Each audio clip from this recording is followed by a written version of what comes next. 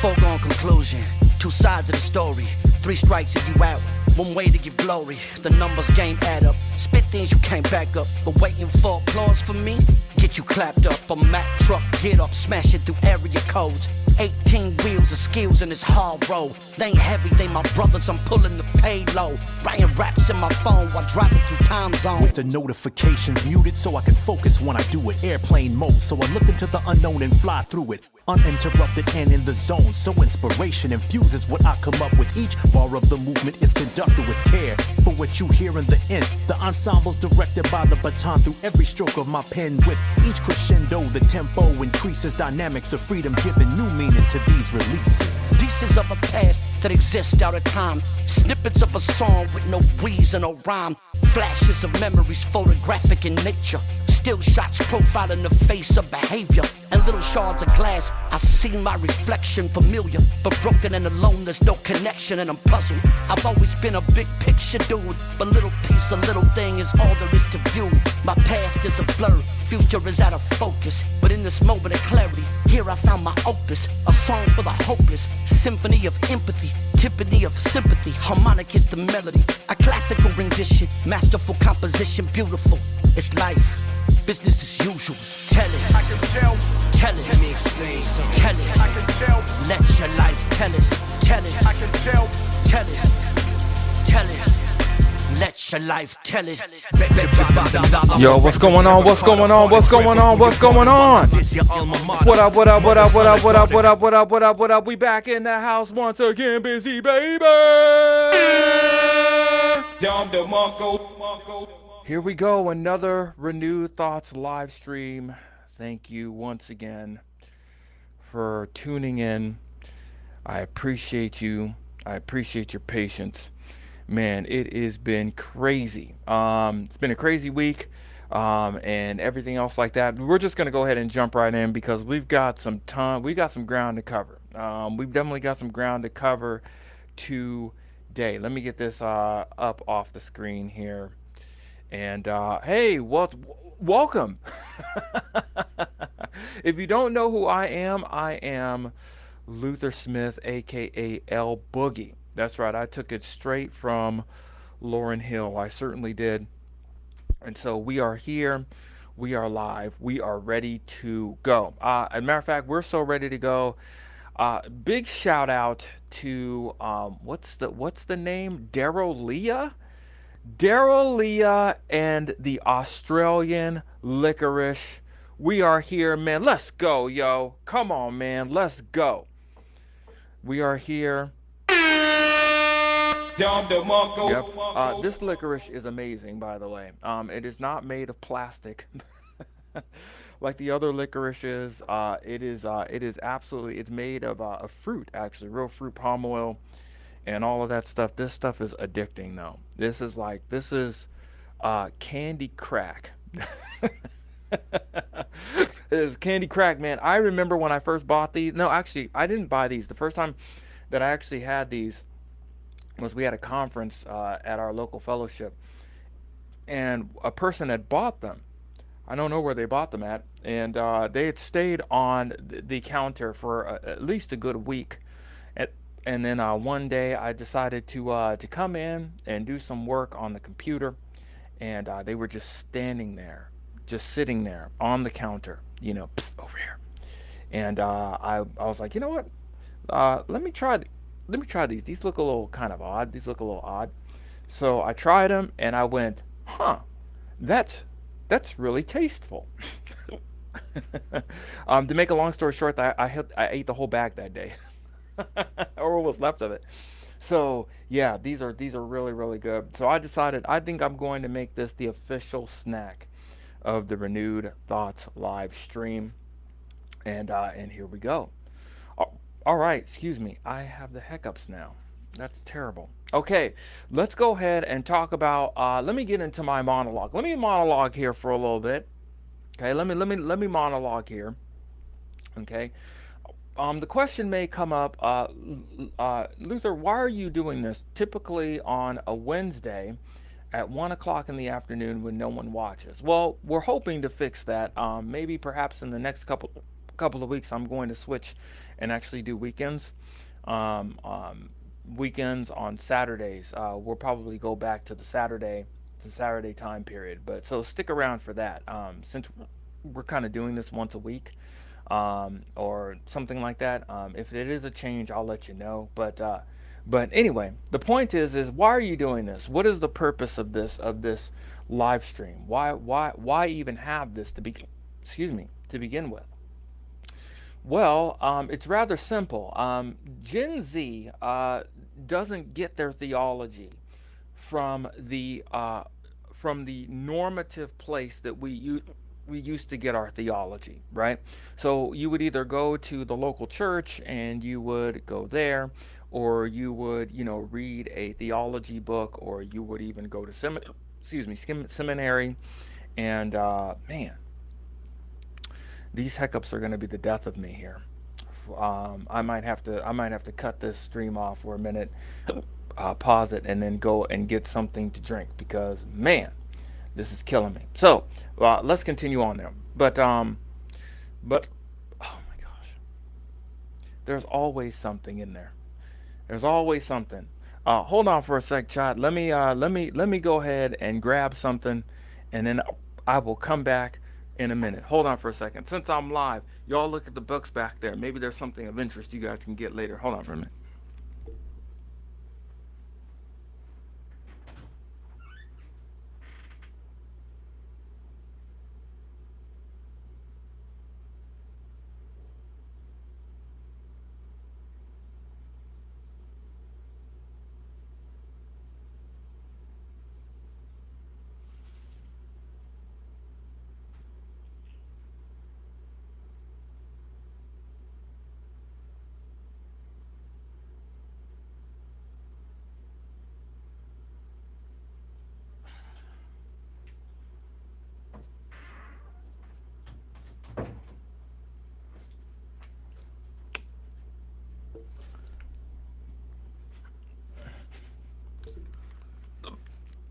Okay, I'm back. We'll see if this helps here.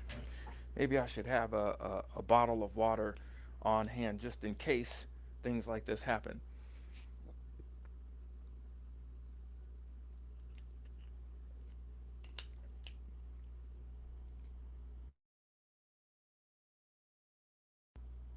Okay. Now, where was I? Yes, I was doing monologuing. I, I was doing monologuing. Okay, so why do this? Why do this live stream? Well, the reason why I want to do this live stream is because a lot of younger people don't get their theology from the normative places that were. Excuse me. Oh man, this is gonna be. Can I start this over?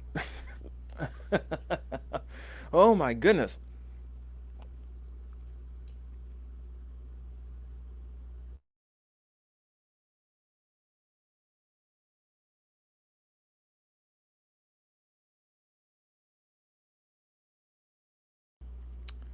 Okay.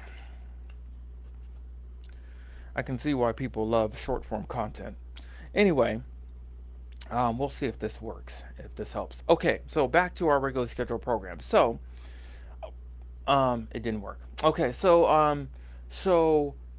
young people, those who are younger, about 10 years or 20 years younger than me, they are watching content all the time on social media, all the time. And that's basically where their life is. Their life lives here. I mean, I'm in my mid 40s and my life is here. All right, I'm constantly on this, right? And so most young adults are constantly on this as well, right? Well, because of this, there's been individuals that have risen among the ranks in social media that have that have the ear of young adults, particularly men, right? And they are found within the space, the manosphere space, the red pill space, in some degrees, in some aspect or some degree, right? And so these people have a lot of influence and a lot of pull, particularly among young adults, right? And those who are a little older, maybe in their mid 20s, right? And so a lot of the points that they make resonate with a lot of those who have conservative leaning views, right? I mean, they are taking it to, the Rainbow Coalition. They're taking it to, just the gender bending. They're taking it to, I mean, they're taking it to all sorts of individuals, right? They're promoting free speech and all of these things, right? This is kind of what the red pill, manosphere, right wing, quote unquote, that they went all in. They're doing full court press against the culture in various ways, and the young people are resonating with this message, right? Because they haven't seen this type of full court press in about 10 years. This is kind of the impetus of this, right? They've grown up in a world where all it is all this madness, and so now they're starting to see some clarity amongst the weeds, and now they're going, yeah, I think I'll gravitate to this, right? That's kind of the point. So the problem is, I don't have any problems with this, except the people that are saying these things are now bleeding into theology. This is just what has happened. It has morphed into this space. And so now you have these individuals who are saying all these things, and they're venturing into theology, right?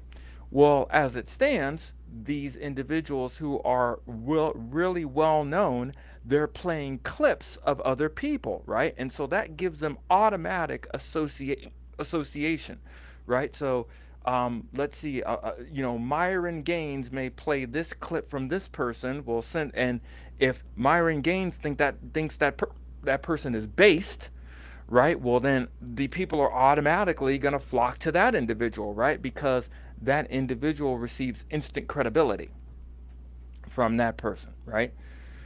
So we've got Andrew Tate, who is still pretty popular. We've got Myron Gaines. We've got Andrew Wilson. We've got all of these individuals, right, who have occupied this space. Bryan Adams, or Bryan Atlas. Bryan Adams is a singer. Bryan Atlas, and all of these individuals who occupy this space. And so when they have a person on their platform that they think is based, all right, instant traction, instant influence, instant, like that, right?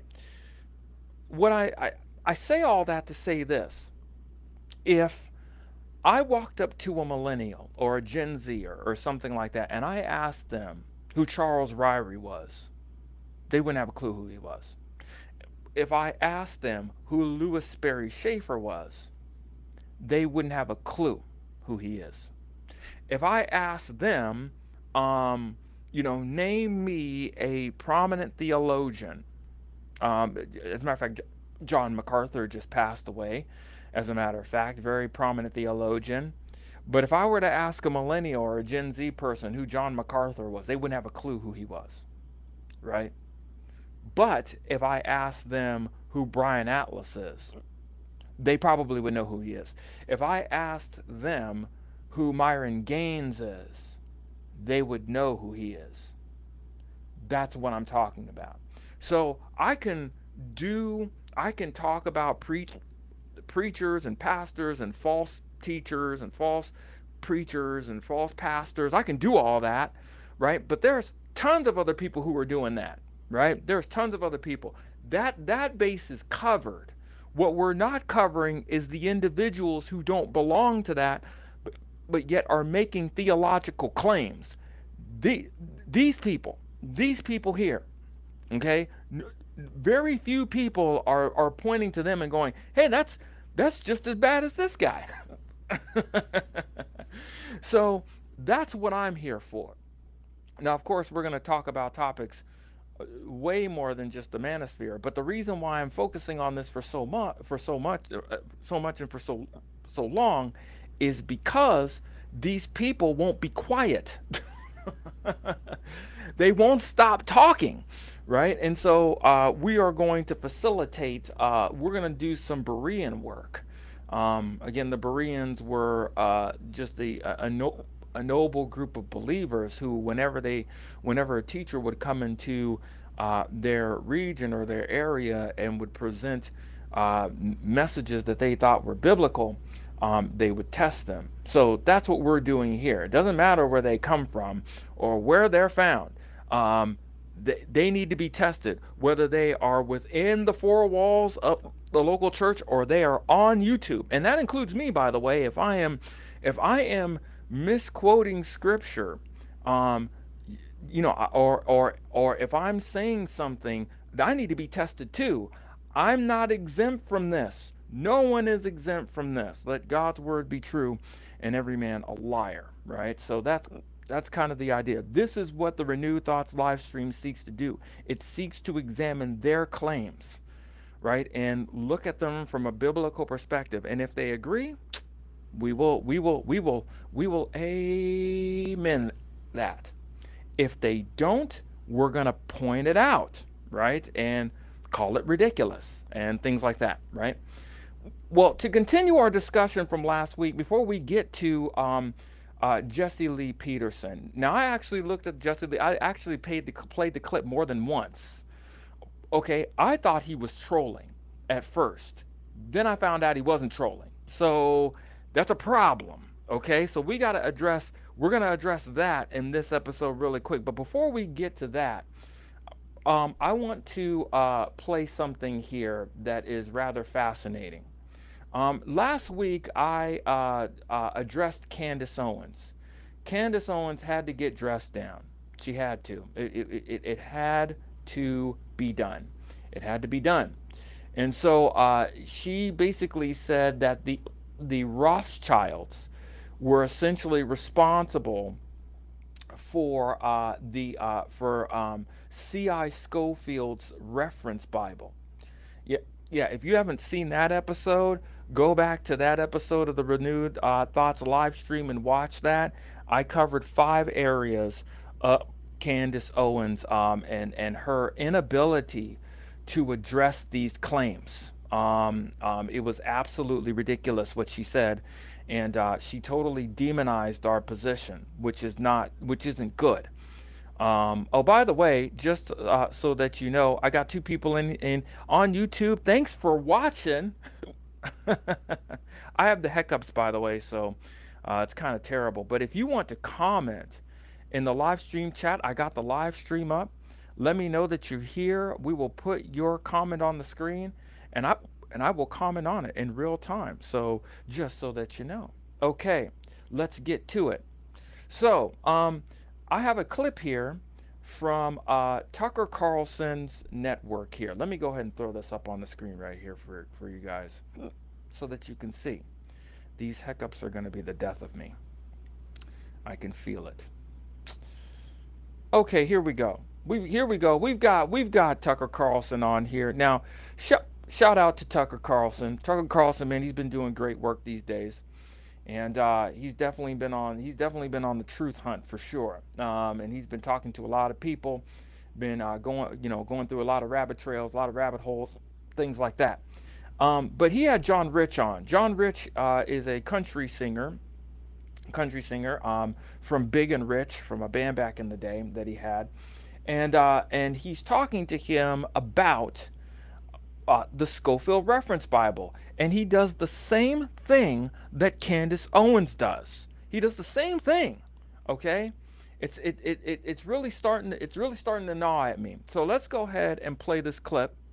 By the way, if you guys can hear me, hopefully you guys will be able to hear this. If you guys cannot hear this, please let me know in the chat box, and I will make sure I fix the sound accordingly. Let's go ahead and chime into this here and watch this clip from Tucker Carlson and John Rich and his history concerning the Scofield Reference Bible, and he even brings up the Rothschilds. Let's go ahead and play this clip. What you're saying is the Scofield Bible, its theology is deceptive. A very wealthy, very charismatic preacher named John Darby came with this doctrine that's now referred to as the secret rapture or the pre-tribulation rapture. And guess who he was connected to, by the way? The Rothschilds. Interesting. Have you ever heard of a Schofield Bible? Yes, I have. Okay, so C.I. Schofield was basically a student of John Darby, and he adopted that part of the doctrine, and he incorporated that into the Bible. It was the first Bible ever made that had study notes with it. It became so popular, every Christian was reading it, every minister was reading it, including me, including my own father. For a long time, that's what we believed too. But when you start actually going back and reading line by line by line what is said that will be leading up to Jesus coming back, which is when the rapture happens, it's the inverse of what John Darby put down. My sense was the Schofield stuff, which has had massive implications for our foreign policy, for example, and in our domestic politics, was probably a lie. What you're saying.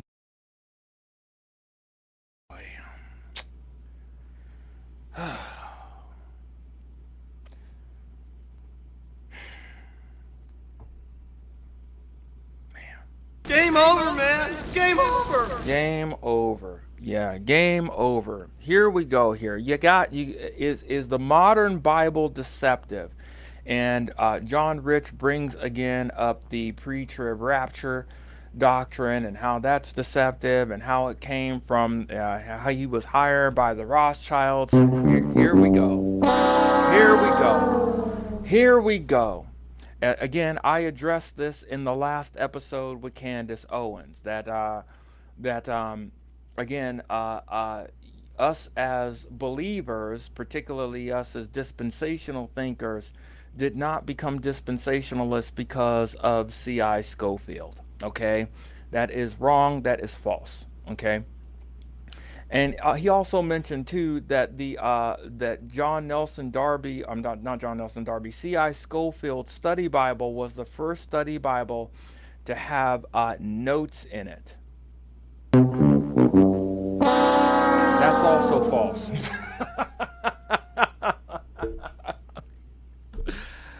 Oh man, that is also false. It is absolutely false. Okay. Now, I'm going to show you why that's false, okay? So before we get to that, I want to tell you when the Schofield Reference Bible was published. The Schofield Reference Bible, let's look at when the Schofield Reference Bible was published. Okay, let's stop sharing this, and then let me open up a little tab here, and then let's look at the Schofield Reference Bible and when it was published. Okay, let me throw this up on the screen here, and then we will take a look here. The Schofield Reference Bible. Let's see here. Let's just go ahead and throw this up here. I don't necessarily like to use Wikipedia, but for the purposes of this particular discussion, we will go ahead and use Wikipedia here. Let's see here. Schofield Reference Bible. Here we go.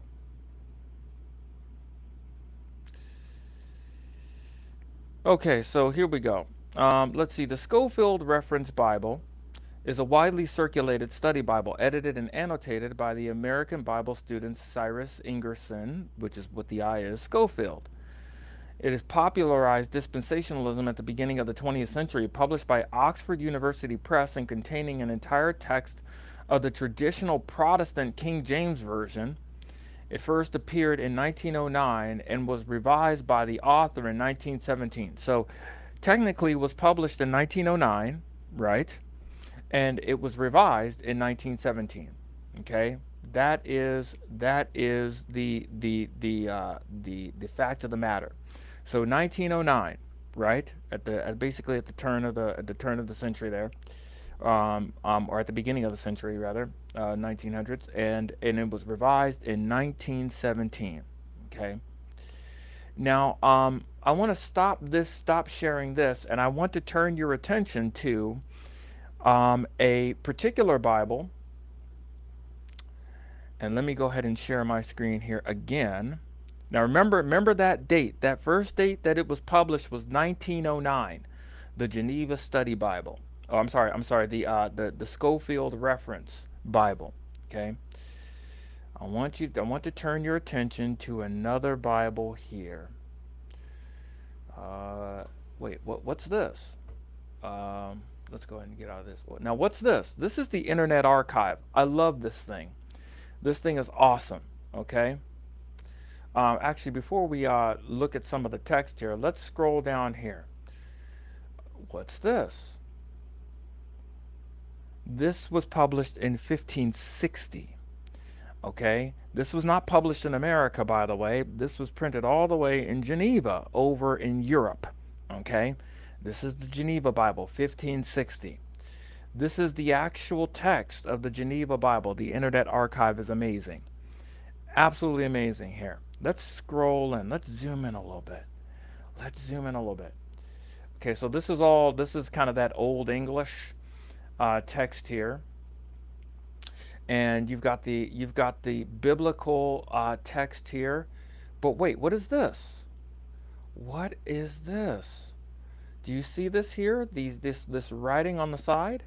As a matter of fact, it's all over on the side.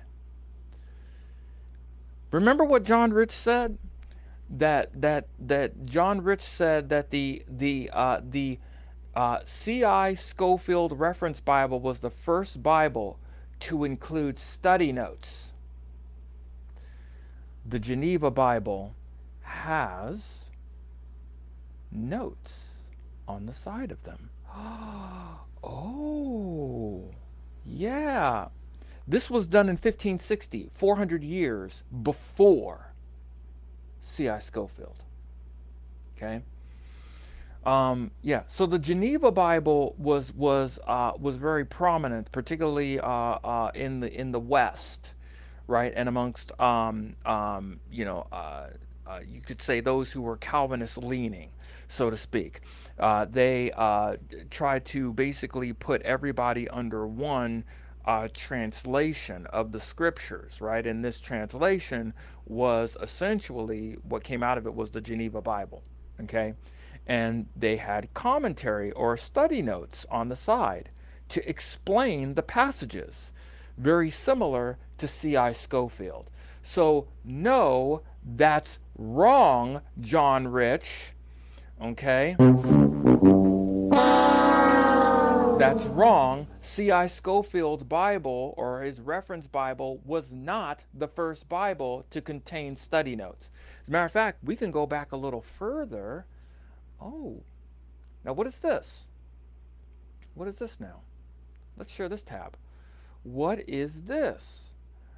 Oh, now what is going on here? Now we see we've got a little bit of Latin, we've got some Greek going on here, we've got some Hebrew. Now what document is this? This is what is known as the Polyglot Bible. The Polyglot Bible is the first multilingual printed edition of the entire Bible. This project to produce the Bible was conceived, led, and financed by Cardinal Fresco Jimenez de Cisneros in circa 1436 to 1517, who early in the 16th century spearheaded the revitalization of the old University of Alcalá de Henares, founded in 1293 with the establishment of a new university, the Universidad Complutense, in 1508. Okay? With the aid of important figures such as Antonio de Nabira and Cardinal Cisneros, instituted a new curriculum with more modern pedagogical orientation. Production of the Polyglot Bible was a part of the Cardinal's efforts to revive learning and encourage the study of the Holy Scriptures. The book represents the height of the Spanish typographic achievement in the 16th century. Why do I bring this up? Because this Polyglot Bible also contains notes. Notes on the side, notes down here, and there's even small commentary notes that have their own separate pages. John Rich.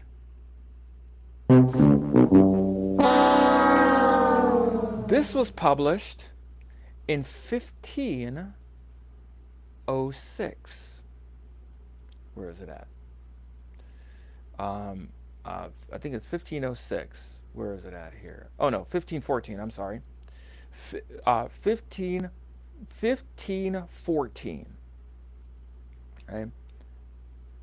It says the printing was done between 1514 and 1517, but it was not until 1520, after receiving authorization from Rome, that the book was distributed.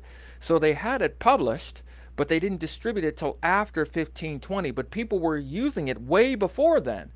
1514 to 1517. That was before the Geneva Bible, which came about 50 years later, or after this Bible was constructed. So John Rich, again, the what is it? The C.I. Scofield Reference Bible 1909, Geneva Bible 1560.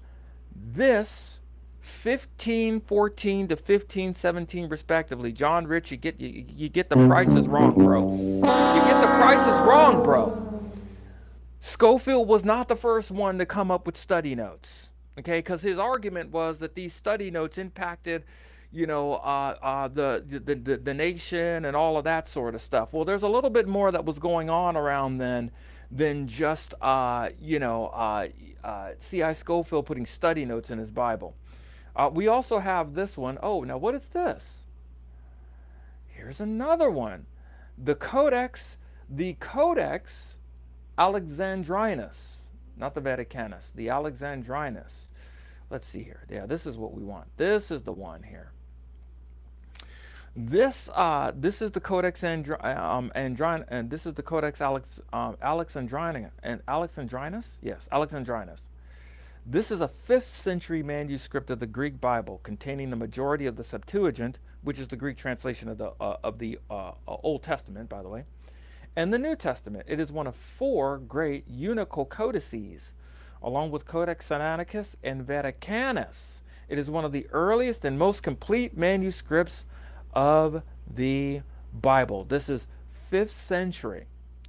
So this is way before, about, we're talking like 1,000 years before C.I. Scofield. Now, within this codex here, there is notes, particularly notes within the difficult passages, or what they perceived as being difficult. There's also, minor annotations and things like that within this codex. I'm sorry, Mr. John Rich, C.I. Scofield was the first one that came up with study notes? Cooked. All right? Yeah, so I wanted to share that because, again, John Rich does not know, he needs to learn a little bit of his history. Okay, now make no mistake about it, dispensational thought was very impactful during the early 1900s. That is for sure. Okay, that is for sure. And there are a couple of reasons for that. One of the reasons was that individuals were post-millennial. They thought the world was getting better, and then it got worse. And then there were some world events, right? Particularly World War I that happened during the time that kind of changed the sentiments of people's proclivities here concerning theology within the early Americas. But the point is that this had always been the case. There's always been notes and commentary and people that have written things along the side of this of the translations all over the place. Okay. So for him to say that he was the first person to come up with that's not true. It's not even close to being true. Again, we see from hundreds to thousands of years, individuals have been making annotations and comments alongside of the Bible for a long time. Okay? And again, you want to talk about the Rothschild connection. Well, if you want to talk about that, then like I said, Candace Owens needs to look in her own backyard, because apparently the Rothschilds are also in bed rubbing shoulders with a Roman Catholic Church and the Pope. So if you want to take a look at that, you can go back and take a look at that episode as well. Okay, let's go ahead and jump into Jessie Lee Peterson here for a second. Let me go. I'm gonna play about 7 minutes of this, and we're going to kind of go and jump back and forth from the scriptures. Let's talk a little bit about Jessie Lee Peterson. Now, again, this individual, I've known this individual for quite some time. Not known him personally, but I've known of him. I remember when I was living in San Diego and working at UPS at night, I would listen to a man by the name of Rick Roberts. Rick Roberts was a conservative host in San Diego that worked for KFMB radio, and that was where he was at. And he would have Jessie Lee Peterson on all the time, as a matter of fact, to talk about the issues of the week. I think he would have him on like on a Friday or something like that, and a portion or a segment was dedicated to him and Rick Roberts talking. And I remember some of the things that he was bringing up were very, very astute in terms of the culture and society and things like that, and everything else like that. So he's been a conservative commentator for a very, very long time. Okay, well, he's coming back into the fore because a lot of the manosphere space and the red pill space and what they would call right-wing media are playing all of his clips, right? Well, again, if a person subscribes to that, or if a person is associated with that or identifies with that or something like that, and he gets instant traction, right? Because these particular YouTube channels are clipping him and viewing him, right? Makes sense, right? So this came out about 4 years ago, and this title is "Why God Made Women and Why They're All So Evil." Wonderful, wonderful title. Did you know you females you all are evil? All of you, every last one of you are evil. Oh my goodness. Well, by the way, I found this clip not because I was looking for it, but because this was one of the clips that played on another person's channel that was clipping him. So this clip is making the rounds, okay, to basically make a case against modern women, okay? So let's go ahead and play this, and then I'm going to jump back in and provide some commentary based upon this video here. So let's go ahead and play it, and then we'll continue on here. Okay, my question was, if God is enough for one person, why did he create woman for man? To create human beings so that he doesn't have to make them over and over with his hands. So he didn't want to get He was tired. kind of lazy. Okay, I was gonna say, because you gotta finish it up, because I was with. Because he wanted to create love as well. Okay. And he created love through the man, Mhm. and it passed down to the woman and the children. Okay. It's all about love. One more question on that then. Since he is all knowing and all seeing, did he anticipate that man would fall subject to woman? Absolutely. Okay, but he As still a matter did of it fact, anyway. he allowed it to happen so that Adam and Eve could become together, husband and wife. Mhm. Otherwise, Adam would not have been interested in her Mhm. because he had a peaceful relationship with his father. Nothing was missing. And so he had to allow him to fall so that he can become attracted to the woman and they can make babies. Wait, what? Let me rewind that back here. Let me rewind that back. I need you to hear this. I need you to hear what this man just said. Okay? Let's rewind the tape. Okay? And let's go back and listen to what this man said. Let me rewind a little bit. And let's replay what this man said here. Okay. Come together, husband and wife. Mhm. Absolutely. Okay, but he As still a matter did of it fact, anyway. he allowed it to happen so that Adam and Eve could become together, husband and wife. Mhm. Otherwise, Adam would not have been interested in her Mhm. because he had a peaceful relationship with his father. Nothing was missing. And so he had to allow him to fall so that he can become attracted to the woman and they can make babies.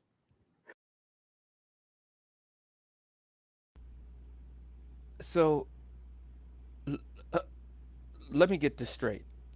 So God allowed evil to happen so that Adam and Eve could get together and conceive and make babies.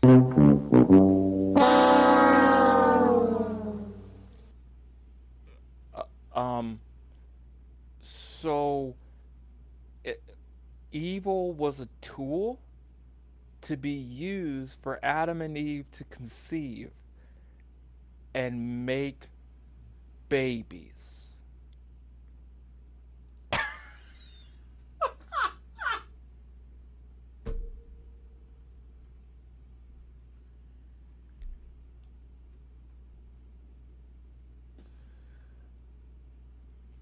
Oh my gosh.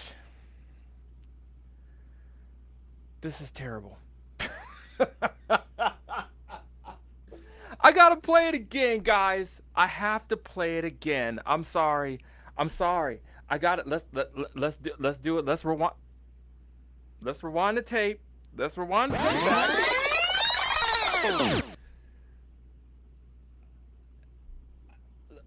Let's just replay it. Oh my gosh. He anticipate that man would fall subject to woman? Absolutely.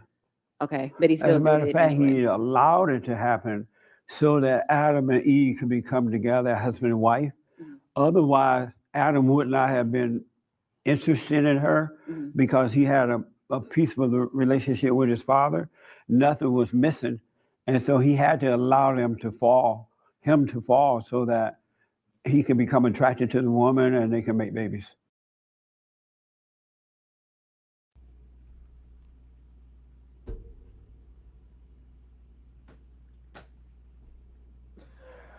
Oh my gosh. This can't be real, bro. He's got to be trolling.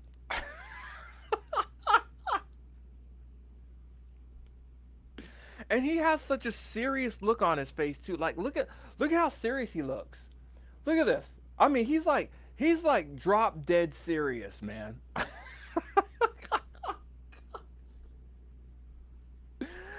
Oh my goodness gracious. Well, let me tell you why this is a problem. Let me tell you why this is an issue. Jessie Lee, we'll have you sit down for a minute. Let's go to the scriptures right quick. I want to tell you why this is a problem. Okay, I gotta do this. Okay, I gotta tell you why this is an issue. Oh boy. Oh man. Here we go. I'll start at verse 24. This is God creating the heavens and the earth here. He's creating creation, right? That's what he's doing here. Let's go ahead and talk here. Okay, then God said, let the earth bring forth living creatures after their kind, cattle and creeping things, and beasts of the earth after their kind. And it was so. God made the beasts of the earth after their kind, and the cattle after their kind, and everything that creeps on the ground after its kind, and God saw that it was good. Then God said, let us make man in our image, according to our likeness, and let them rule over the fish of the sea, and over the birds of the sky, and over the cattle, and over all the earth, and every creeping thing that creeps on the earth. God created man, that is humanity, in his own image. In the image of God he created him. Male and female he created them. God blessed them and said to them, be fruitful and multiply. Fill the earth and subdue it, and rule over the fish of the sea, over the birds of the sky, and over every living thing that moves on the earth. So this here right here, be fruitful and multiply. Basically, that means have intercourse and reproduce. That's basically what it means, guys.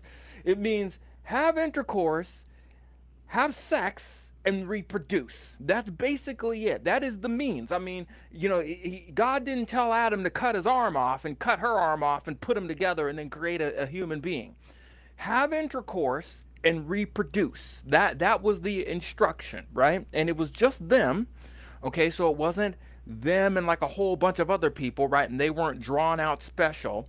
Okay, it was, they were the only human beings on the land at that time, right? And so God tells them to be fruitful, have intercourse, make babies, multiply, with the purpose of filling the earth, right?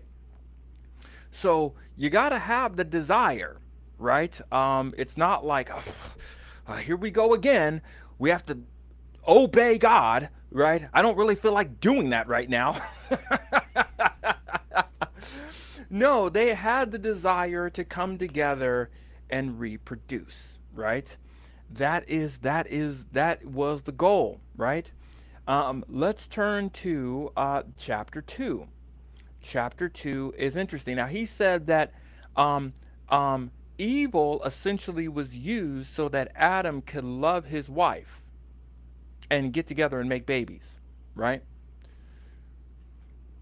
Well, we don't find the fall happens in chapter 3. Okay, the fall happens in chapter 3. But let me go ahead and read this. I'll start at verse 18. It says, then, this is, by the way, this is day 6 of creation. It says, then the Lord God said, it is not good for man to be alone. I will make a helper suitable. Now, this word suitable, actually in the Hebrew, you can translate this as corresponding to him or corresponding for him. Well, what does that mean? That means that female woman would be like man in terms of how they look, right? I mean, woman wouldn't be a giraffe. She wouldn't be a rhinoceros. That's what it means, that a helper suitable, a helper that corresponds to him, that looks like him, right? And I'll make this point clear later on here. Verse 19, out of the ground the Lord God formed every beast of the field and every bird of the sky and brought them to the man to see what he would call them. And whatever the man called the living creature, that was its name. It's very important that God did this to Adam. Why? Because he would see that none of the animals look like him. That's why. The reason why he was naming them was not just because Adam was bored and God was giving him something to do. God was making him a part of the process by naming the animals, right? And to instruct Adam that these creatures are not like him. They're not suitable for him. They don't correspond to him. The man gave names to all the cattle and all the birds of the sky and every beast of the field. But for Adam, there was not a helper corresponding or suitable for him. That's the whole point. That was the whole point of the naming. Was that Adam would see that he's the only one that is unique right now. Right? Verse 21. So the Lord God caused a deep sleep to fall upon a man, and he slept. And he took one of his ribs and closed up the flesh of that place. The Lord God fashioned or built into a woman the rib which he had taken from man, and brought her to the man. This was the last thing that God presented to Adam. The man said, or Adam said, this is now bone of my bones. Why is he saying this? Because there aren't any animals that are like him, that don't have his bones. And flesh of my flesh. There's no animals that share Adam's flesh. Just this one. She shall be called woman, because she was taken out of man. She is of the same substance. The same substance as me. It doesn't mean that he's over her. It means that they correspond to each other. Because they correspond to each other, this is highlighted. For this reason, a man shall leave his father and mother and be joined to his wife, and they shall become one flesh. That is the reason why marriage exists, is because it exposes the created order and the corresponding nature of male and female. That is the reason why. That's the reason why. That's the whole point. Okay? That is the reason why. So God did not create love between the two of them. God did not use evil. Evil isn't even mentioned here It's not even mentioned here. It's not even mentioned in this text. It's not mentioned in chapter 1. It's not mentioned in chapter 2. It's not mentioned in this chapter. Okay? Evil was not used as a motivator to sleep and make babies. They had been given that instruction way before the fall, way before then. Okay? So for Jessie Lee Peterson to say that, that's highly irresponsible. It's very irresponsible. But wait, there's more. We're not done with him yet. But wait, there is more. Let's continue looking at Jessie Lee Peterson and what he has to say here. That's why if you're going to get married, it's kind of best to do it in the fallen state, because once you wake up, you need to, once you wake up, you start to get over the world, the need of the world. You overcome mama, so the woman is no longer your God. You have peace. And so you don't really, nothing is missing. And did you hear what he said?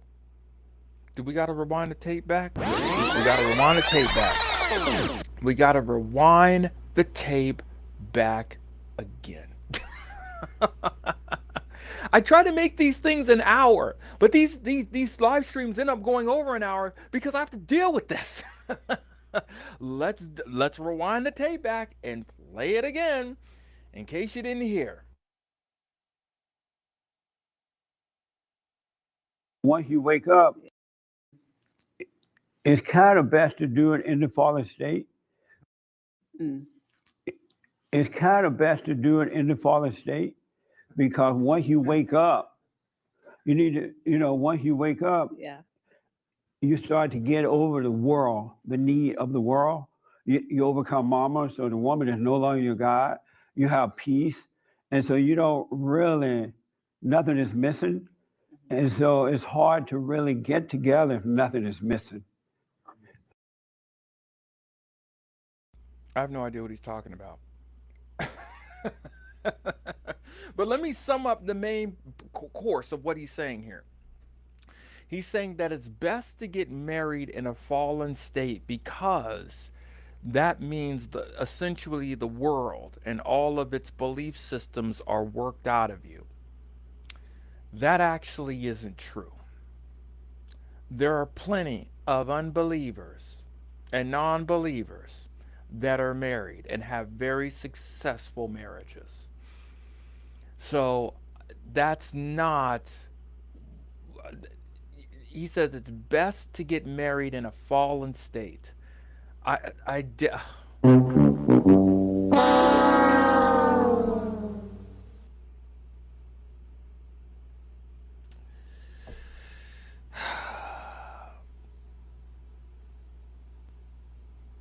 Let's go back to the scriptures here. As you can see in chapter 2 of Genesis, this chapter here basically underscores when the institution of marriage was established by God. That God brought the woman to the man. By the way, this is why we do this at weddings, where the father presents the bride to the bridegroom. It is to reflect this. This is why that tradition is emphasized within marriage, is because the dad is kind of a representative or symbolic of God in that sense. The bride represents, the woman in this sense, and the groom represents the man. This is why dads walk their daughters down the aisle and hand them over to the man, right? To the groom.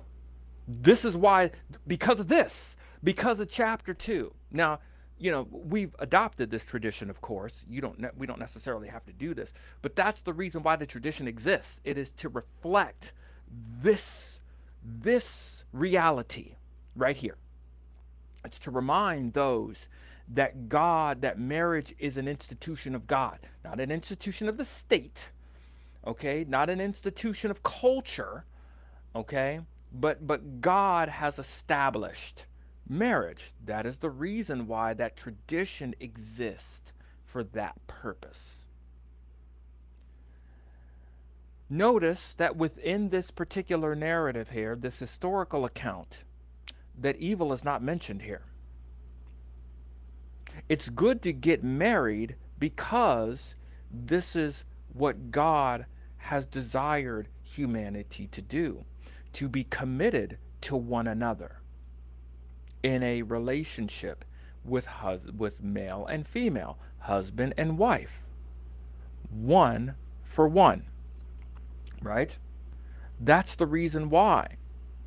And notice, it doesn't mention that, when a person gets married, that they're going to work out all of their issues in marriage. That's not what marriage, now, of course, you'll end up, having lots of insight and things like that into your dispositions, your attitudes and all that stuff, because you're living in close quarters with another person for a long period of time. But that's not the reason why marriage is so great. The reason that marriage is great is not because it grows you as an individual. Marriage is great because it is the institution that reflects the very created order found in Genesis. That's the whole reason. The whole reason it's so great is because we are corresponding creatures. That it harkens back to Genesis. That's the reason why, right? That is the entire reason why marriage exists. So no, evil does not need to be necessary for marriage to exist. That's wrong. That's absolutely wrong. Oh boy, man. But wait, there's more. Let's go back to Jessie Lee and see what he says here. Okay, let's continue. So that's one of the purposes for the fallen state, right, so that men and women can make babies under the umbrella of marriage. Oh God. Otherwise, it wouldn't happen. By the way, you hear the woman in the background. I don't know if she's picking up when I'm picking up, or she's just frustrated with the answers or the responses. But man, this is frustrating. Oh my gosh! And again, I did not look for this clip. I saw this on another person's channel that was basically talking about how modern females are all messed up. They're ratchet, according to this website, or according to this YouTube channel. They had played this clip, or at least a small portion of it. So a person who's watching this, who has no idea what the scriptures are, or maybe they're a believer and they don't know a lot, they may see this clip, and then automatically he gets instant traction on what he says. People are automatically going to go, you know what? That seems right. No wonder modern women are screwed up. because this it's biblical, right? It's crazy. All right, let's continue here so we can finish up here.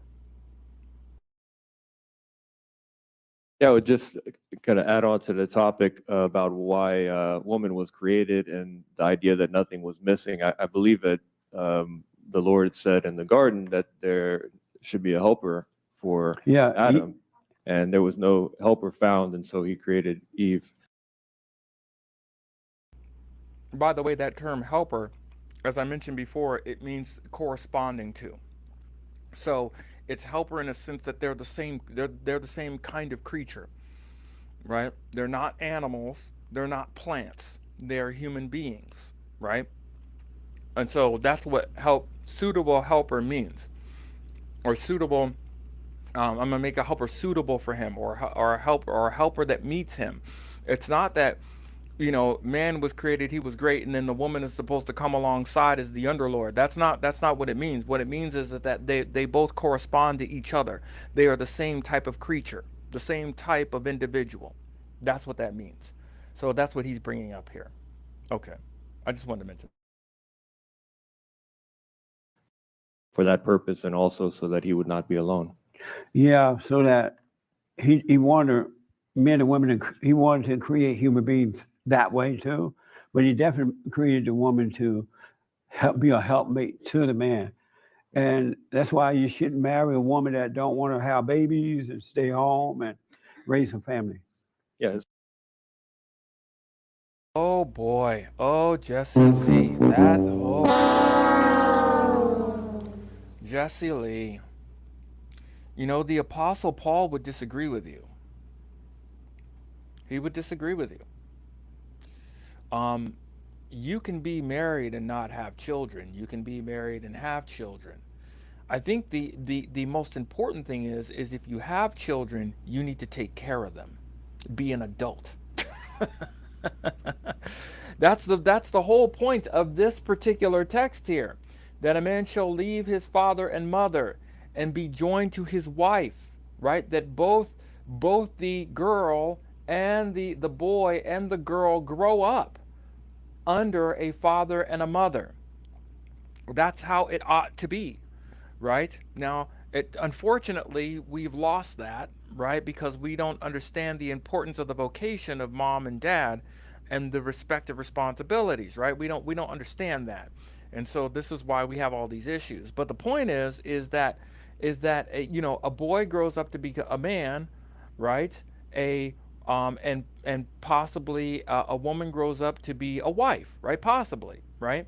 Now, what do I mean by the Apostle Paul may disagree with you? Let's go someplace right quick. 1 Corinthians 7.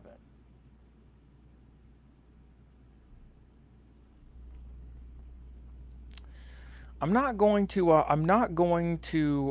read this whole thing, but I want to read this text right here, this first section right here.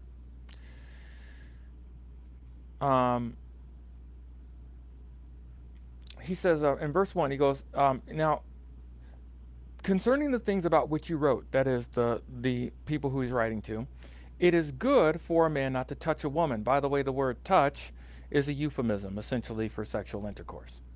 Not to touch a woman. But because of immoralities, each man is to have his own wife, and each woman is to have her own husband. Each man is to have his own wife, and each woman is to have her own husband, right? Because of these immoralities within the culture that they lived in at the time, okay? The husband must fulfill his duty to his wife, and also the wife to her husband. Now, all you guys out there, you guys will go, see, she's to fulfill the duty, right? Well, hold on for a second. Let's scroll down to verse 8. Verse 8 here. He goes, but I say to the unmarried and to the widows, it is good for them if they remain even as I. What was the state of Paul? He was single. But if they do not have self-control, that is self-control over their appetite to touch a person, let them marry. For it is better to marry than to burn with passion. That is, to burn with passion because they don't have any self-control, right? Not burn like in the flames of hell or anything. He says, but to the married, I give these instructions, not I, but the Lord, that the wife should not leave her husband. If she does leave, she must remain unmarried or else be reconciled to her husband, and that the husband should not divorce or separate from his wife. But to the rest I say, not to the Lord, that if any brother or wife who is an unbeliever and she consents to live with them, she must not divorce her. And a woman who has an unbelieving husband, if he consents to live with her, she must not send her husband away. For the unbelieving husband is sanctified through his wife, and the believing wife is sanctified through her believing husband. Okay, let's skip down here. I want to skip here. Now, concerning virgins, I have no command of the Lord, that is, virgins, those who are not married, but as an opinion as to one who by the mercy of God is trustworthy. I think then it is good in the view of the present distress that it is good for a man to remain as he is. Are you bound to a wife? Do not seek to be released. Are you released from a wife? Do not seek a wife. But if you've married, you have not sinned. And if a virgin marries, she has not sinned. Yet such will have trouble in this life, and I'm trying to spare you. Notice how he says it to both groups. He says, but this I say, the time has been shortened, so that from now on those who have wives should be as though they have none, those who weep as though they did not weep, and those who rejoice as though they did not rejoice, and those who buy as they did not possess, and those who use the world as though they did not make full use of it. The form of this world is passing away, but I want you to be free from concern. One who is unmarried is concerned about the things of the Lord, how he may please the Lord. But one who is married is concerned about the things of the world, how he may please his wife, and his interests are divided. The woman who is unmarried and is a virgin is concerned about the things of the Lord, that she may be both holy in both body and spirit. But the one who is married is concerned about the things of the world, how she may please her husband. This I say to your benefit, not to put a restraint on you, but to promote what is appropriate and to secure undistracted devotion to the Lord. So Paul seems to think that when it comes to marriage, singleness actually gives the greater advantage. Now, he's not dismissing marriage, right? Of course. As a matter of fact, he says that, if you're married, seek stay with your wife. If you're and things like that. So he's not dismissing or dissing marriage, but he is saying, hey, if you can be single and devote your time to the Lord, do that. Why? Because your interests won't be divided. Now, again, he's not saying this as a diss. He's saying it as kind of a benefit. As a matter of fact, he says that, right? He says that. He goes, I say this to your own benefit, not to put a restraint on you. So he's saying, like, look, don't treat this as like, ironclad law, right? In other words, if you see the benefit of it, and if you can do that, then you should be single. That's the point. He's like, but yet if you want to be married because of the, if you want to be married and do that, well, then do that, right? He says, you haven't sinned if you've done that. He says, but if you married, you have not sinned. And if a virgin marries, she has not sinned. Okay? So Jessie Lee Peterson, what he's talking about here is, again, this is another faux pas here. Another faux pas of Jessie Lee. You don't have to get married. There's nothing in the scripture that says that you have to get married. If you do get married, well, then you stay committed to the one you're with. He's saying that if women, that means that, you need to marry a woman. This is why you need to marry a woman. Don't marry a woman who doesn't want to get married, or don't marry a woman. He basically said, don't marry a woman who doesn't want any babies. There's no text that says that. You can get married and have children. You can get married and not have children. There are married couples who don't have any children. That's very fine. That's fine. That is totally fine in the eyes of God. Okay? But if you have children, you need to take care of them. Okay? Let me rewind that.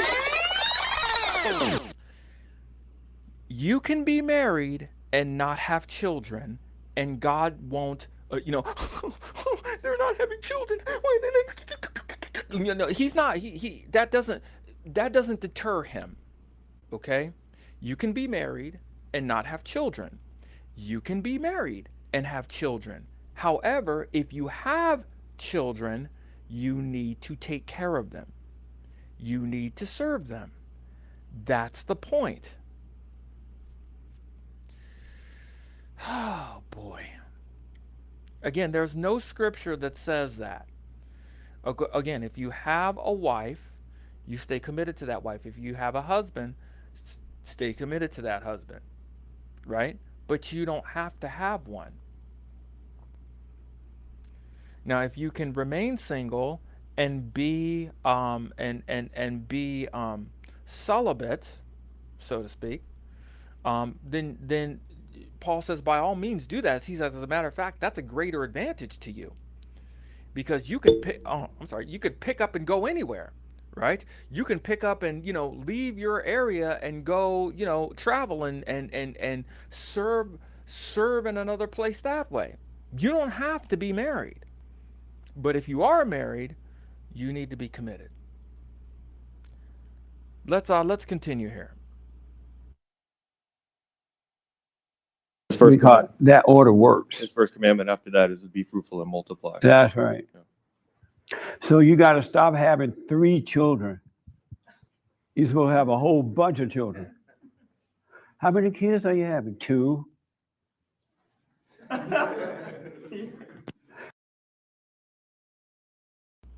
I don't know if he was joking around or not. He said you should have a. I mean, it doesn't matter how many. Again, I gotta. Let's rewind the tape back and oh gosh, let's play this again. Gosh, man, this is so bad. You're supposed to have a whole bunch of children. How many kids are you having? 2.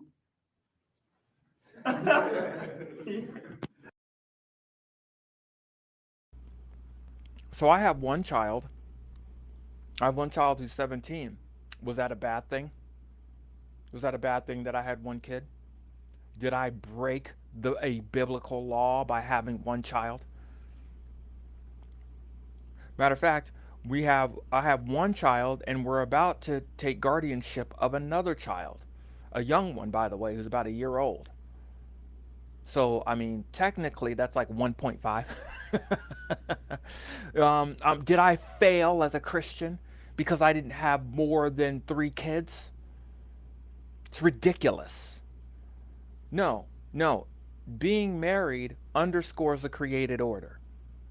The instruction to be fruitful and multiply were given to Adam and Eve because there were no other human beings on the face of the planet. I find it to be very fascinating that be fruitful and multiply, this text, this particular phrase, is only found in 2 places, Genesis 1 and Genesis 9. Genesis 1 was there was no one else except them.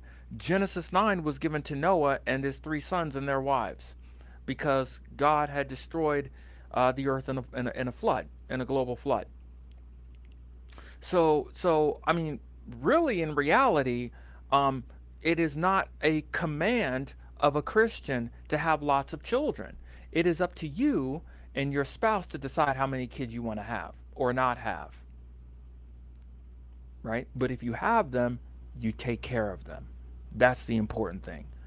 Oh man, this is terrible. Let's continue here. Yes, ma'am. You're right about that.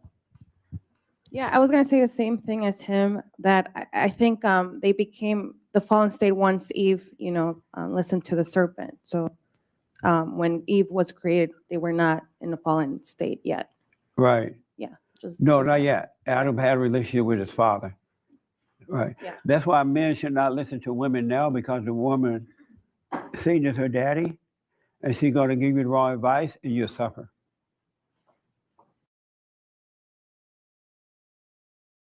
Oh man, this is bad.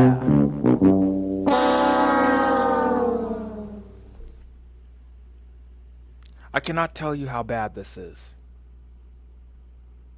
This is really terrible because it basically paints all women in a light that they're essentially controlled by Satan, that they have the influence, a spirit of the devil. Let me rewind this back here. I'm not even going to play this is really, really bad. This is absolutely awful. And again, he's not playing. I thought he was trolling. I thought he was trolling. Let's continue.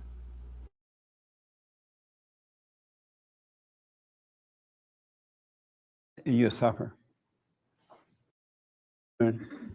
Satan is her daddy, and she's going to give you the wrong advice, and you'll suffer. When Eve was created, they were not in the fallen state yet. Right. Yeah. No, not yet. Adam had a relationship with his father. Right. Yeah. That's why men should not listen to women now, because the woman, Satan is her daddy, and she's going to give you the wrong advice, and you'll suffer.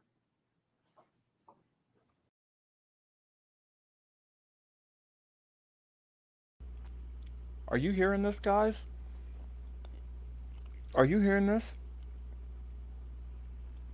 So, according to him, Satan is the daddy of women. That's why you're not supposed to listen to women. Because if you listen to women, you're getting bad advice, because Satan is her daddy. And that's why you'll suffer as a man. Any women out there agree with this? And you know what? A person who doesn't have a lot of biblical knowledge will listen to this, and because they've already got instant traction, because a person who has this on their channel and says this, that person is based, they have this person on their channel, they add a couple of commentaries. See, this is why modern women have a problem these days, is because they're led by their own affections, by the devil, of course. I mean, it makes sense to me. By the way, he said that Adam had a relationship with his father, but that also, that is, well, it's true-ish, but he's forgetting something here. Let's go back to Genesis 1.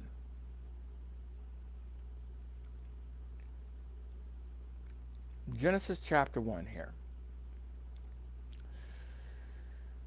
Notice what it says here.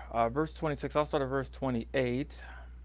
I'll start at verse 26. It says, let us make man or humanity in our image according to our likeness, and let them rule over the fish of the sea.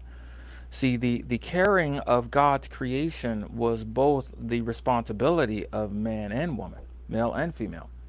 Let them rule over the fish of the sea, and over the birds of the sky, and over the cattle, and over all the earth, and every creeping thing that creeps on the earth.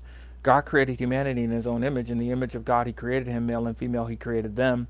God blessed them and said to them, to each of them. He didn't say it to Adam and said, hey Adam, communicate this to your wife, right? He said to them. God is the one that's giving the directions to them, to them, to them, to them, to them. Be fruitful and multiply, fill the earth and subdue it, and rule over the fish of the sea. He is saying this to them. So technically, wouldn't that mean that Eve had a relationship with God too? That's not what Jessie Peterson said. He said that man had a relationship with God, and now Satan has a relationship with Eve. Again, all we got to do is read. I don't know why Jessie Lee Peterson doesn't have a Bible on his desk. On his desk here, why does he not have a Bible on his desk? He could look this up really quickly. But for whatever reasons, for the reasons only only God knows, he's doing this. Okay, let's continue. You like, you disagree with that? I like the disagreement. No problem. Why? See, this is why I thought he was trolling, because he was laughing. Then we get to this. Will you disagree with that? That's okay. I like the disagreements. That's fine. Which means he agrees with what he said. He agrees with what he said. Oh my God. I just showed you the text right here. It's clear as crystal. If you believe what he believes, then that means that you as a female, you as a woman, Satan is your daddy. I don't think any woman, Christian or not, would promote that. I don't think so. And he is a very influential political conservative pundit. Okay? There's a lot of people who know who this guy is. Let's continue. You disagree with that? Because you're like calling all women evil. Right. Is this because of Eve and what she did with the snake? Okay, so where was Adam? He was letting her, he wasn't watching his woman. He was letting her go off with some serpent. But by the time some creep. Like, why was he not doing his job and doing the protecting? well, he told her to stay away from the serpent when she came home and said, oh, I met the snake in the grass. And he told me I could be paraphrasing. Now, I don't think he's adding to the text here. I think he's playing with her. He's trying to be very comedic here. But what he says after this is absolutely abysmal. So I think in this sense he's kind of playing with her here. But yeah, we'll continue. I could be my own boss. I could have abortions. I can do everything, right? And Satan was like, no, don't listen to her. I mean, Adam was like, don't listen to her. But you know the woman, she will not listen. So he should have known his woman, right, and what she was going to do, right, and been more of a protector. So why was he being so beta? So that men and women can make babies. It had to happen. I think it takes two. I don't know. Oh my gosh, this is so crazy. There was even a guy in the background that was like, wow. like if this was the deepest thing ever. Let's go back to the text, guy. We gotta do a Bible moment. Where was Adam? Yeah, where was Adam? Was he at home with his feet up, sipping a Budweiser? Where was he? That's a great question. Let's look at Genesis chapter 3. This is where the fall is. Scripture makes this very clear where he was. This is chapter 2. Let's go to chapter 3. The fall of man. We'll go ahead and read this part here. Again, this is why it's good to have the scriptures in front of you, so that you can read this for yourself. It says, now the serpent was more crafty than any beast of the field which the Lord God had made. And he said to the woman, indeed, as God said, you shall not eat from any tree in the garden. The serpent said to the woman, from the fruit of the trees of the garden we may eat, but from the fruit of the tree which is in the middle of the garden, God has said, you shall not eat of it or touch it, or you will die. This is Eve, or the woman, is talking to the serpent, which he mentioned, right? The serpent said to the woman, you surely will not die, for God knows on the day that you eat of it, your eyes will be open, and you will be like God, knowing good and evil. When the woman saw that the tree was good for food, and that it was delight to the eyes, and the tree was desirable to make one wise, she took from its fruit and ate. And she also gave some to her husband with her. That means Adam was there the entire time hearing this. He wasn't, out, in the hut, in the house hut, watching football. He wasn't watching football and propping his feet up. He was with her. He was right next to her, hearing this, or at least within the region, within the vicinity. So he knows where this fruit came from, because in Genesis chapter 2, God had told him, you may eat free from any tree in the garden, you may eat freely, from the tree of the knowledge of good and evil you shall not eat. He knew where this fruit came from. He recognized where this came from. He was not surprised about this fruit. So she took this fruit from he ate, and she also gave to her husband with her, and he ate. Now, you want to talk about evil and the origin of where evil comes from. Now, I can make a case that evil actually started with Satan, with the serpent. I can actually make a case for that. But how did evil get into humankind? It got through humankind through the man. Oh, you didn't know that?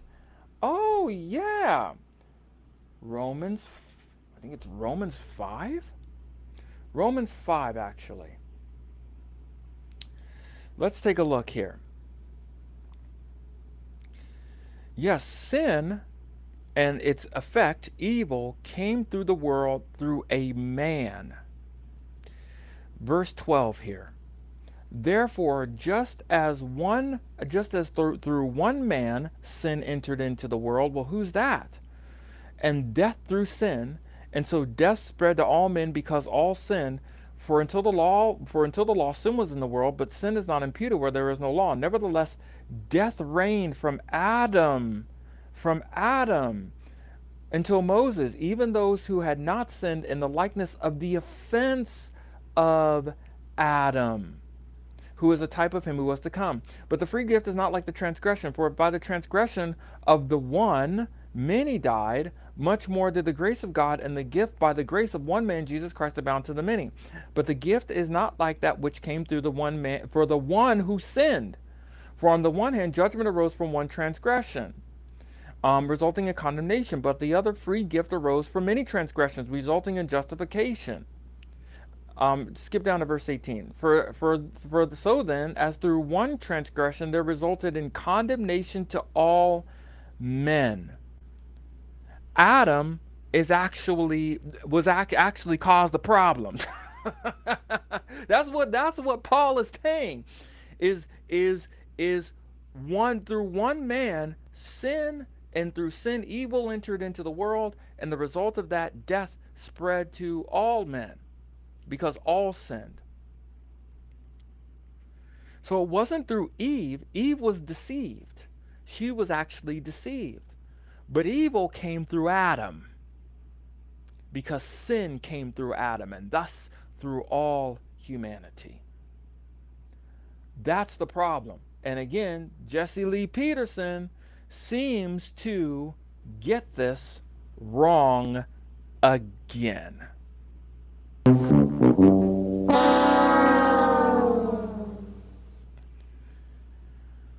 Let's continue here. We'll keep it moving. Gee, man, this is awful, man. It's terrible. It takes two to do what? I don't think just calling all of one, just all women evil is helpful. Who do you want me to call them? I mean, we're all fallen. It's not just women. What? It's not just women that are fallen. It's all humans. But the woman is the man's God because Adam listened to the woman. You know how when men listen to women today, the women control them, right? Because she is his God. So Adam, the woman became the man's God because he listened to the woman. And Satan became her God because she listened to him. Holy smokes. Oh my gosh. No, Satan became the god of this world to men and women. Oh man, so you see I have to clear all this up. let's go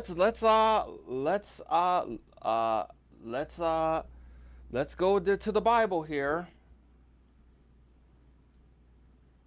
Hold on for a second. Yep, we got to do another Bible minute here. Another Bible minute here. 2 Corinthians chapter 4, verse 4. Let's continue here. Here's another Bible minute. We'll start at verse 3 here.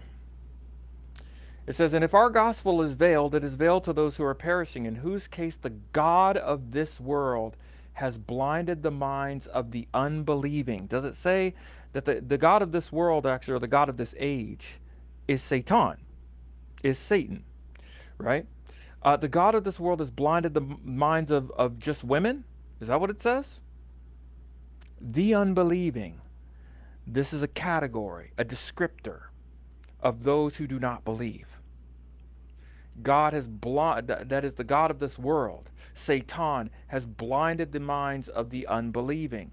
The unbelieving could be male or female. Okay? This is an equal opportunity blinding here. This is an equal opportunity blinding here. Okay? This is it. So Jessie Lee Peterson, again, he says that essentially that women are the god of men, and that Satan is the god of women. He is absolutely wrong. He is wrong based upon the scripture. By the way, this clip here from Jessie Lee Peterson, this clip, why God made women and why they're all so evil, is a clip of a larger, longer video. He's basically doing a Q&A. He's doing a Q&A with these people. How about it, women? Women, do you agree with this? I know the guys are like, I agree with it. But women, do you agree with this? Do you agree that Satan, that you're evil, and this is the reason why? He doesn't mention men are evil. It's crazy. Let's continue. Oh my goodness gracious. Oh my gosh. I'm never going to get finished with this. Oh, here. And it's not the woman per se, but it's the spirit that's in the woman. And that's why she must be born again. She must return to the Father as well. But everybody needs to be born again, not just women. All people, yeah. But the man is overcoming the woman, and the woman is overcoming the serpent. I mean, I get you, but I just don't think demonizing all women is. So did God lie or something? Huh? Did what? Did God tell a lie because he said it? He said all people are wicked. Huh? He says all people are wicked. He said all people are. They are. That's why we must be sinful born and wicked. again. So everybody needs to be born again. Right, all people. Yeah. But the woman got to overcome the serpent, and the man got to overcome the woman. Says no biblical text anywhere. That is absolutely false. Holy smokes, that's wrong. I cannot tell you how wrong this is. Now the woman ironically is right. That's the point here. The woman is more right than he is. And now I don't know if she has a Bible in front of her and she's kind of engaging him with the scriptures or whatever. But she's more right than he is.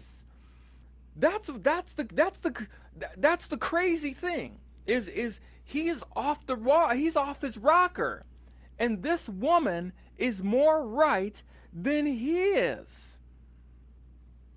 By the way, that woman, she gets a Don DeMarco, by the way. Don DeMarco. That woman gets a Don DeMarco, man.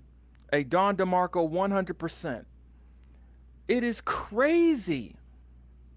It is absolutely crazy. So I don't know who that woman is, but that woman, she's sharp, man. She's sharp as a tack. And now he's saying, well, did God lie? No, God didn't lie. You're lying. You're lying on God. Let God's word be true and every man a liar. You're lying on him by saying these ridiculous things. These things are ridiculous.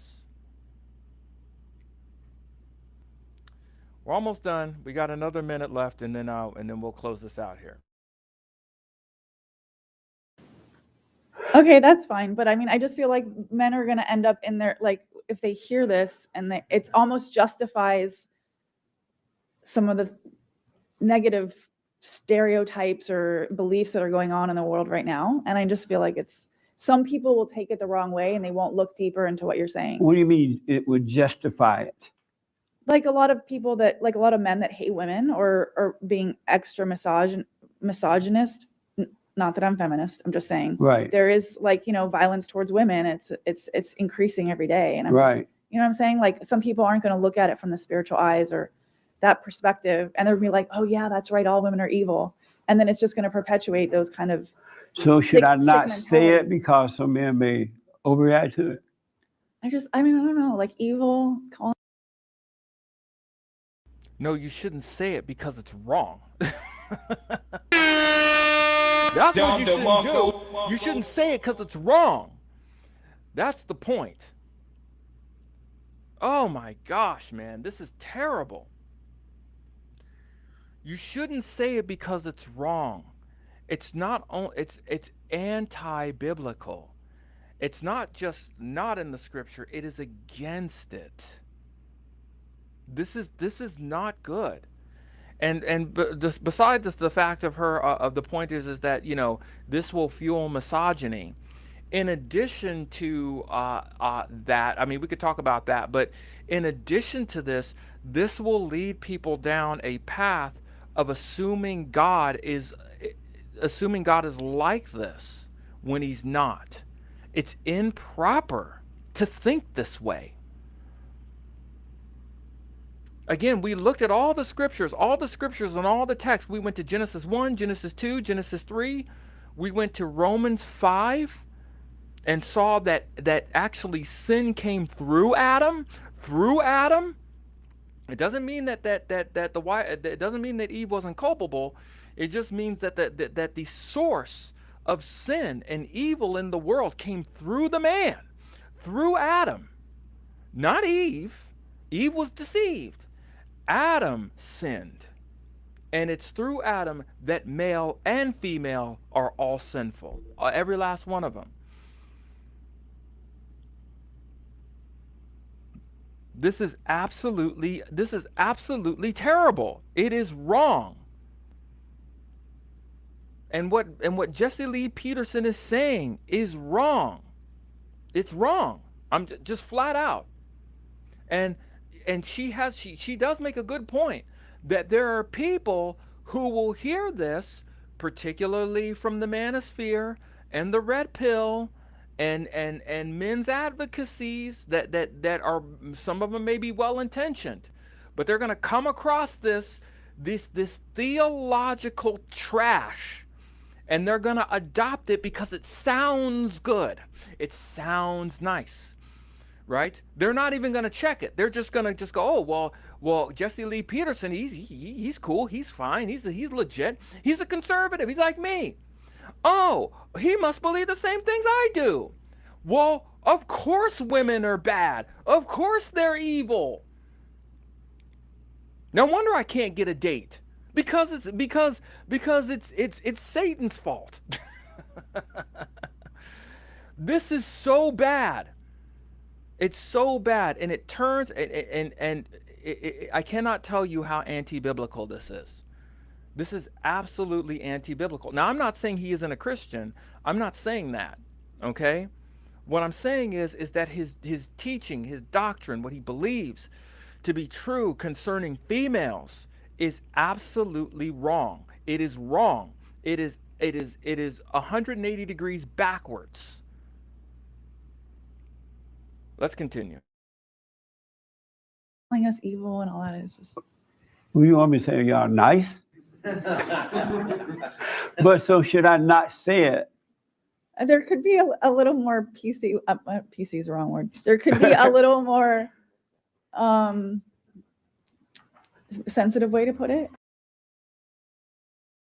Oh, now I gave her a Don DeMarco. I'm gonna have to give her a Price is Wrong for this one. No, there needs to be more exegesis. There needs to be more looking at the text, what the text actually says, not more sensitivity. Actually, no, let me rephrase that. There needs to be more sensitivity to what the text says. That's what there needs to be. There needs to be more sensitive. This is what the text says. How do you reconcile this with what you said? Sin comes through the man, through Adam. How do you reconcile this with woman being evil? How do you reconcile that? How do you reconcile that it doesn't say that you mentioned that if we don't get married and have babies, we're not doing our job? But Paul seems to think that being single is one of the best decisions that you can make. You know what I'm saying? It puts you at an optimal advantage to serve the Lord. And yet you seem to think that having 2 kids, having 2 babies or 2 children is not enough. It is absolutely it's just wrong. It's wrong. Let's do a couple more. Let's do some more, and then we'll close it. Sensitive. Yeah. What the? How do you It's want? not a beta sense of sensitive, just sensitive to the fact that there are some men that are going to take this into a justification of why they treat women the way they do, or why. Because that they're is the reason that they aggressively do it. All men hate women because they hate their mothers. And so that's why they're violent toward the woman. They can't handle her. She is his guy, right? And in her, there is no love. And he goes crazy because he doesn't know how to deal with the hell in her. But if the guy know what they're getting into, they can then deal with it and bring peace upon the woman and the family. But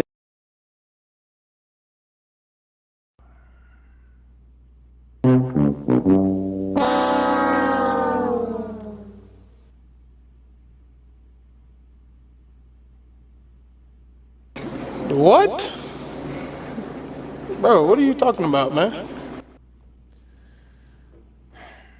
I can't do it anymore. I can't go on. I can't. Ah! I can't do it. I can't do it, y'all. I've gone too far. I can't do it. Get out of here. Oh God. Oh my God.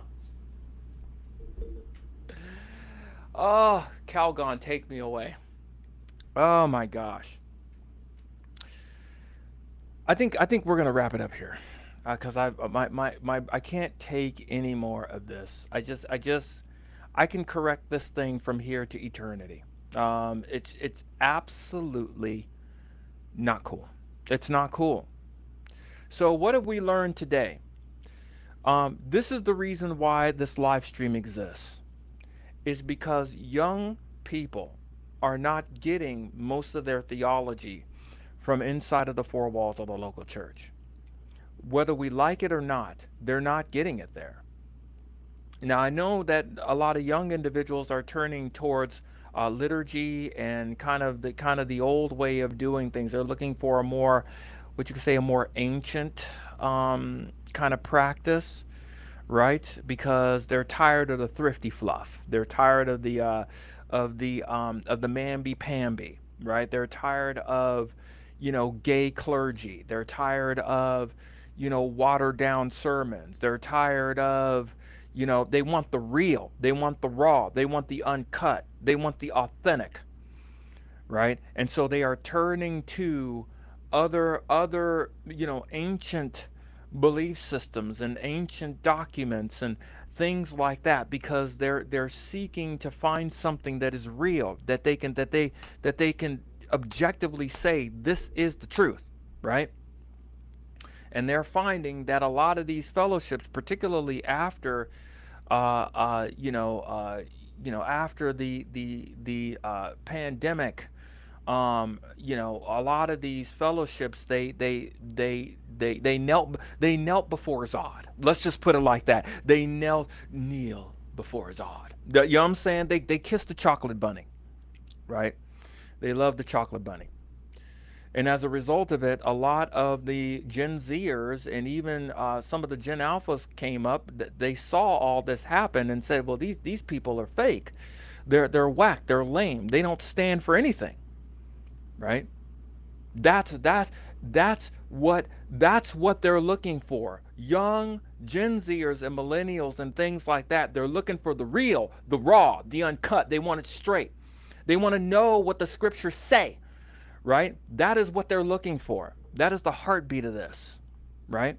And so since they can't find it in their big box local church, right? Their big box local church. And also, too, they want to know the person who's teaching them, too. They don't just want to just know them from the stage, you know what I'm saying, 200 feet away, right? With the strobe lights and the fog machines and the lights and the strobe lights and all of that stuff. They actually want to know that teaching, all of that shepherd. They want to know his struggles. They want to know his children. They want to know the families. They want to come to his house and eat dinner, and you know, when they're struggling, they want the arm alongside of them. Hey, I'm here for you. Right? They want to be prayed for by these individuals. They want their pastor to know them, right? And they're finding that they're not getting it at these places, right? And so they are turning to parasocial relationships. They're turning to these men, to these people who speak truth to lies, who stand up for what's right, even though they're receiving tons of opposition. They're looking for father figures and daddy figures. That's why they're turning to these individuals. That's the reason why. So they're turning to individuals like Andrew Tate, like Myron Gaines, like, you know, Brian Atlas. Even though Brian Atlas is a little, he looks like he has a little baby face when he doesn't have his beard though. but to turn to these individuals, they resonate with them, they relate to them because of the fact, not because they're young, or not only because they're young, but because these individuals see these people as modern day truthsayers and prophets. That's why. And some of the things that they say, like for instance, exercising, getting in shape, making sure you have a proper budget, getting your finances in order, all of these things they're great. There's great information to be had. You know, making sure you stay fit, you know, eating well, you know, exercising properly, doing all of these things. That's all great. That's all great counsel. Here's a clip here. Jessie Lee Peterson is awesome. Now, I would agree with you. I would absolutely agree with you, American. He is an awesome. You know, again, I used to listen to him. I don't know how long you've been in the live stream. Thanks for tuning in, by the way. I remember I used to listen to him about 10-15 years ago, when he was on a show called Rick Roberts. And again, he used to give political commentary and social commentary, and I looked forward to him. I think he came on like every Friday at around 5 o'clock, 5 o'clock in the morning. I was working for UPS at the time. And, you know, I enjoyed his content. Again, he's grown, you know, by leaps and bounds since then. Again, he's nationally syndicated and all that. So I'm not necessarily dissing his conservative viewpoints. I appreciate them.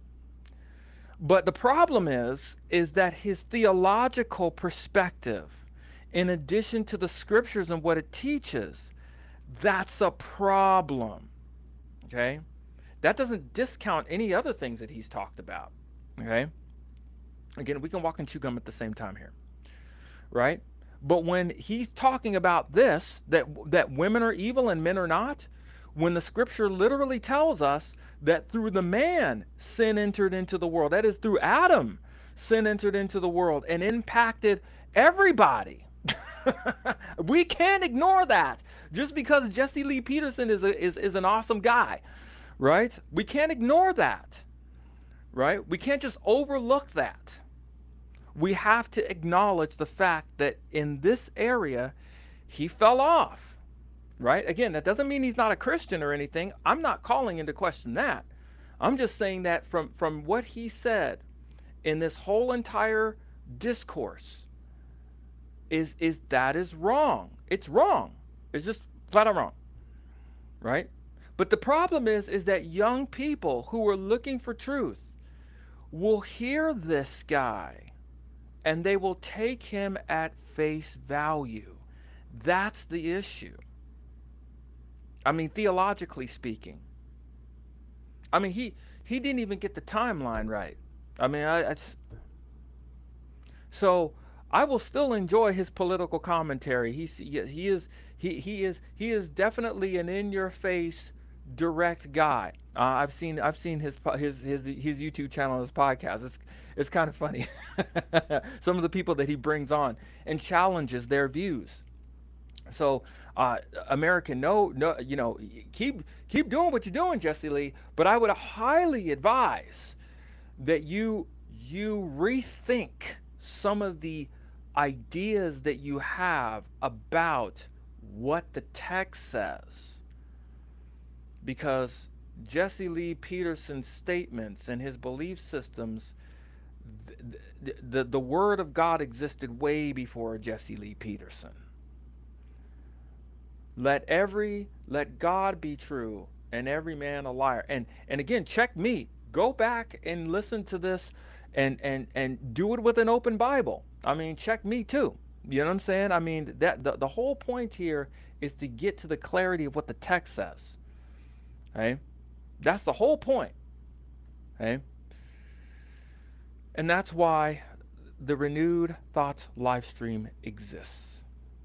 For that reason. Okay. Well, thank you guys for tuning in. Thank you guys for watching. I really, really appreciate this. Again, I love live streaming. Live streaming is so much fun. It is so much fun. I love it. I absolutely love it. And I love when you guys interact.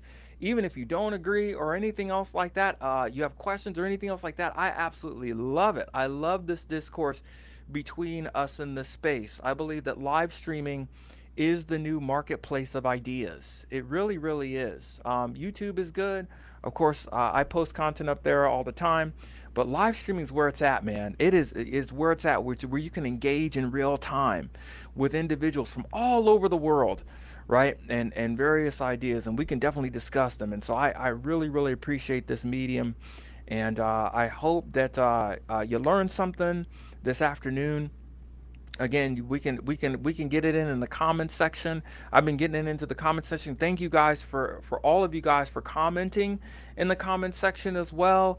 I really enjoyed it. My Candace Owens one was live. I mean, I was thumbs up and hearting and commenting on all sorts of those, and I'd like to keep that going.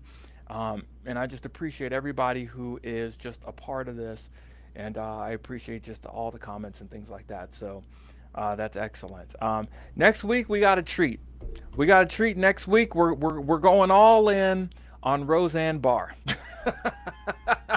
Roseanne Barr, you gotta come up because we gotta talk to you.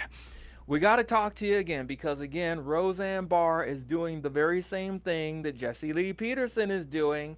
Roseanne Barr has a great following. She, of course, was in the front lines with COVID and all of that, and she has a pretty big following on Rumble especially, and so we are going to turn our attention to Roseanne Barr and what she said, and then the week after that, man, we're going to hit up. We'll probably hit up Pearl Davis.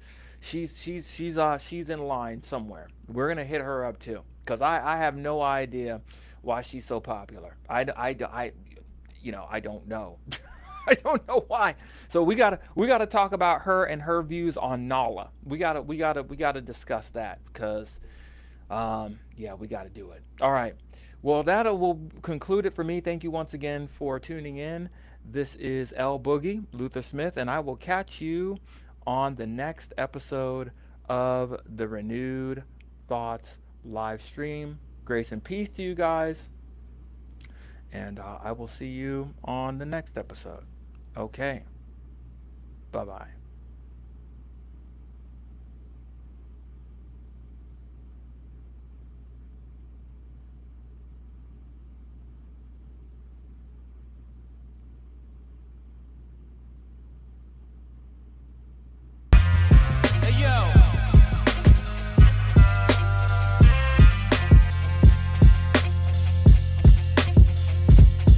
It's a foregone conclusion. Two sides of the story. 3 strikes and you out. One way to give glory. The numbers game add up. Spit things you can't back up. But waiting for applause for me? Get you clapped up. A Mack truck, get up, smash it through area codes. 18 wheels of skills in this hard road. They ain't heavy, they my brothers, I'm pulling the payload. Writing raps in my phone while driving through time zones. With the notifications muted so I can focus when I do it. Airplane mode, so I look into the unknown and fly through it. Uninterrupted and in the zone, so inspiration infuses what I come up with. Each bar of the movement is conducted with care. For what you hear in the end, the ensemble's directed by the baton through every stroke of my pen. With each crescendo, the tempo increases, dynamics of freedom giving new meaning to these releases. Pieces of a past that exist out of time. Snippets of a song with no reason or rhyme.